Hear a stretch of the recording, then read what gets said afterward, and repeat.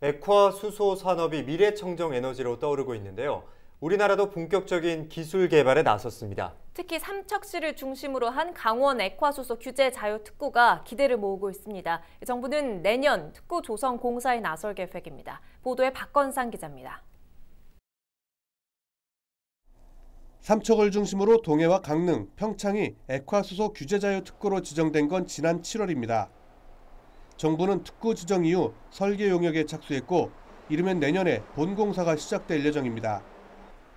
특구 내에는 액화수소 충전소가 들어서고 수소 연료 전지를 이용한 선박 제작과 액화수소 드론 연구 등이 추진됩니다. 이를 위해 내년부터 2년간 국비와 지방비, 민간 투자 등 모두 305억 원이 투입될 예정입니다. 카이스트를 비롯한 핵심 기술을 확보한 7개 기관과 효성과 하이리움 산업 등 16개 기업이 참여합니다. 액화수소 규제자유 특구 사업에 앞서 관계기관 간 업무 협약식도 열렸습니다. 최근 수소 클러스터와 수소도시 등 수소경제 3대 핵심 사업을 잇따라 유치한 삼척에 수소 산업 육성을 위해 정부 차원에서 힘을 실은 겁니다.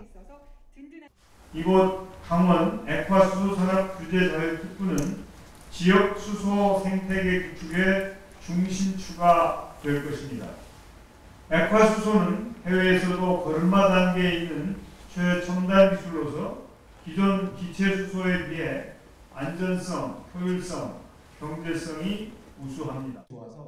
수소 경제는 정부가 발표한 그린 뉴딜 정책의 핵심으로 강원도가 집중 육성하는 사업이기도 합니다.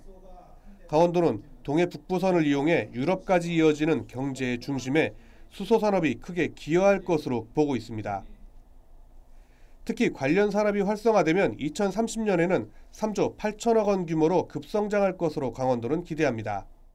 한 번 충전에 1만 킬로를 갈 수 있어서 한 번 충전해서 유럽까지 갈 수 있게 되겠습니다.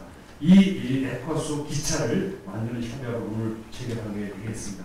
이 세 가지 혁신 기술을 총리님 기도할 수 있게 된 데 대해서 큰 영광으로 생각합니다. 하지만 수소 산업 활성화를 위해서는 해결해야 할 과제도 적지 않습니다. 우선 삼척을 중심으로 수소 저장과 운송 등 인프라 구축이 필요한데 현재 이 사업들이 예비 타당성 심사를 받고 있어 정부의 적극적인 지원이 필요한 상황입니다. 이와 함께 지난해 강릉 수소탱크 폭발 사고로 인한 주민들의 불안감 해소도 시급합니다. 강원 액화수소 규제자유 특구가 미래 청정 에너지로 도약할 수 있을지 주목됩니다. 헬로티비 뉴스 박건상입니다.